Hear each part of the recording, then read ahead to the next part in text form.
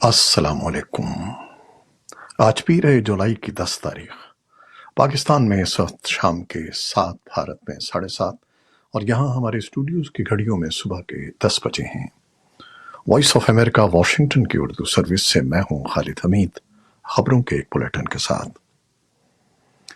सदर बाइडन पीर की सुबह बरतानिया पहुंचे हैं, जहां से वो मंगल को नेटो सरबराही इजलास के लिए लिथुआनिया के दारुल-हुकूमत विल्नियस जाएंगे। सदर जो बाइडन ने 10 डाउनिंग स्ट्रीट में वजीर आजम ऋषि सुनाक से मुलाकात की, जिसके बाद वो किंग चार्ल्स से मुलाकात करेंगे। अमेरिका के सदर जो बाइडन ने नेटो के सरबराही इजलास में शिरकत के लिए लिथुआनिया के दारुल-हुकूमत विल्नियस जाते हुए तुर्किया के सदर रजब तैयब अर्दवान से टेलीफोन पर बातचीत की, ताकि तुर्किया की जानिब से स्वीडन की नेटो इत्तेहाद में शमूलियत पर रजामंदी की राह हमवार हो सके। दूसरी तरफ तुर्किया ने सदर जो बाइडन की टेलीकॉल पर अपने रद्द अमल में कहा कि स्वीडन ने दुरुस्त समत में कुछ इक़दाम किए हैं, लेकिन स्टॉकहोम की नेटो में शमूलियत की दरख्वास्त को तक़वियत देने के लिए खातिर ख्वाह पेशरफ्त नहीं की गई। तुर्किया के मुतालबात के बाद स्वीडन ने इंसदादे दहशतगर्दी के एक नए कानून समेत इस्लाहात के नफाज का ऐलान किया है। तुर्किया के सदर रजब तैयब अर्दवान ने कहा है कि अगर यूरोपीय ममालिक तुर्किया की यूरोपीय यूनियन में शमूलियत की राह हमवार करें तो अंकारा नेटो में स्वीडन की शमूलियत की तौसीख कर सकता है।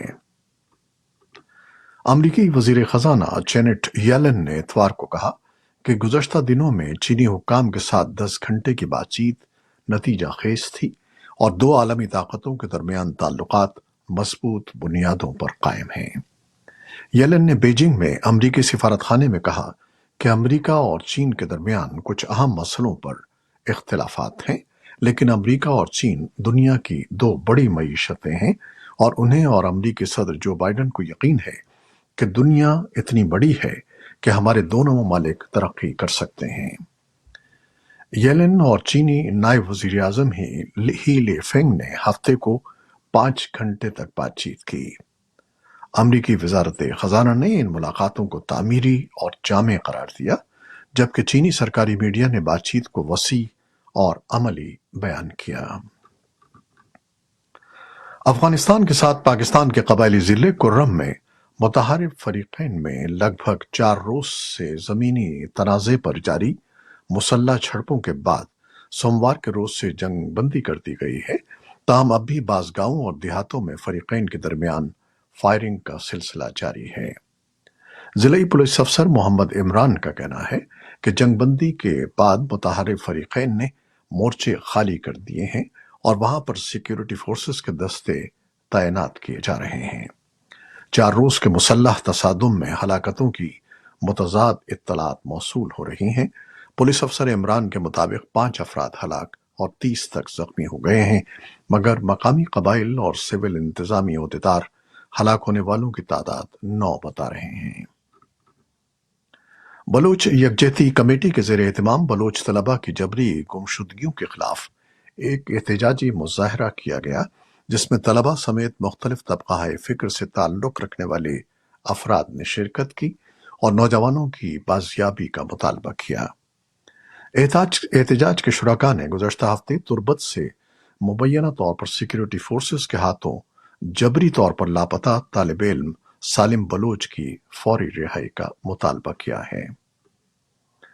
कराची पुलिस ने MQM लंदन के धड़े के उन अरकान के खिलाफ मुकदमा दर्ज किया है जिन्होंने कराची के इलाके कुरंगी में इतवार को रैली निकाली थी और पार्टी के बानी और कायद अल्ताफ हुसैन के हक में नारे लगाए थे। इस मुकदमे में अल्ताफ हुसैन को भी नामजद किया गया है, जबकि पुलिस ने कार्रवाई करते हुए मुतअद्दिद कारकुनों को गिरफ्तार करने का दावा किया है। कराची से हफ्ते और इतवार के दरमियानी शब लापता होने वाले सहाफ़ी मोहम्मद अस्करी 24 घंटों के बाद खुद घर वापस आ गए हैं। ताहाल ये वाज़ेह नहीं हो सका है कि उनको किस इदारे ने तहवील में लिया था और उनको तहवील में लेने की वजूहात क्या थीं। चीन ने अमरीका की नायब वज़ीर ख़ारजा बराए जमहूरियत, इंसानी हकूक़ और तिब्बतन उमूर अज़रा ज़िया की तिब्बत के रूहानी रहनुमा दलाई लामा से नई दिल्ली में मुलाकात पर سخت رد عمل ظاہر کیا ہے اور کہا ہے کہ کسی بھی بیرونی طاقت کو تبت کے معاملات میں مداخلت کا کوئی حق نہیں ہے۔ بھارت میں چینی سفارت خانے کے ترجمان نے ایک بیان میں کہا کہ امریکہ کو چین مخالف علیحدگی پسند سرگرمیوں کی حمایت نہیں کرنی چاہیے۔ ان کے مطابق امریکہ کو تبت کو چین کا حصہ تسلیم کرنے کے اپنے عہد کی پاسداری کرنی چاہیے۔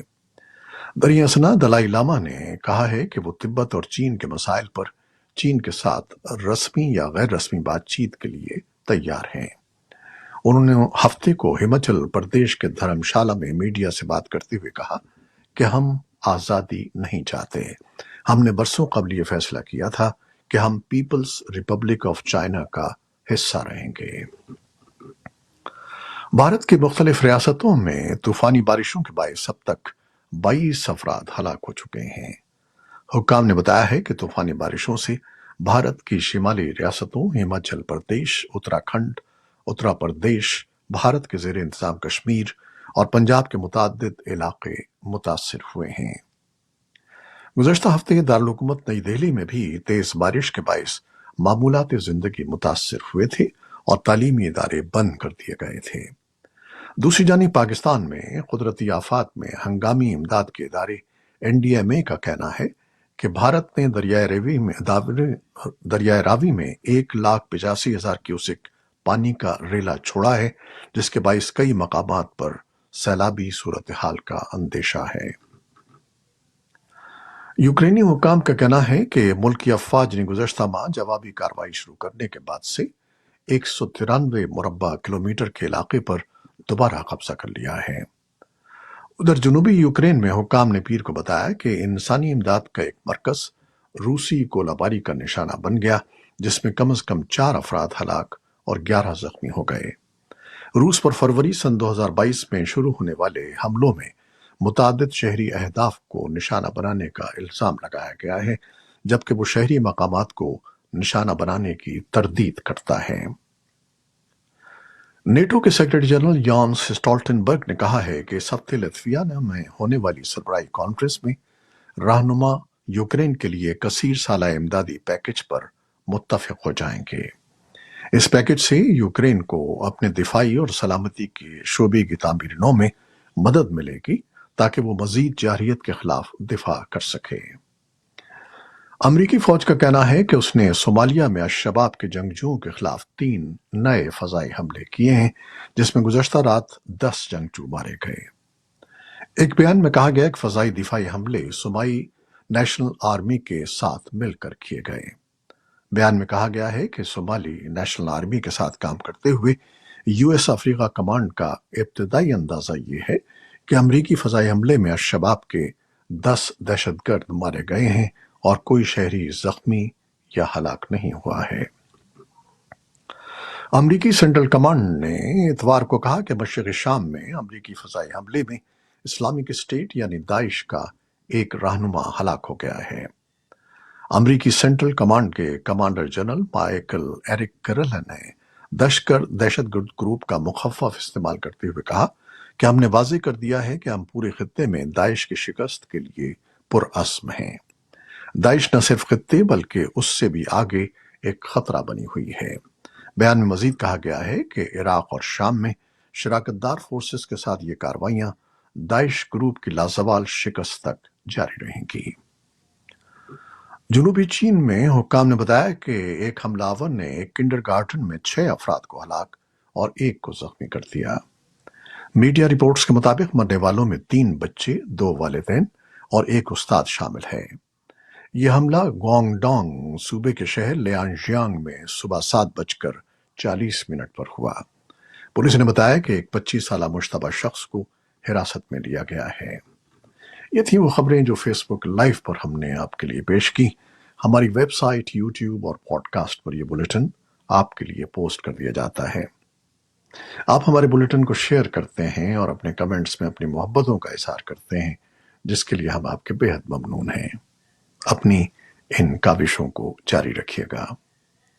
پروڈیوسر عائزہ عرفان اور نیوز ایڈیٹر بہجت جیلانی کے ساتھ خالد حمید کو اب اجازت دیجیے گا۔ اللہ حافظ۔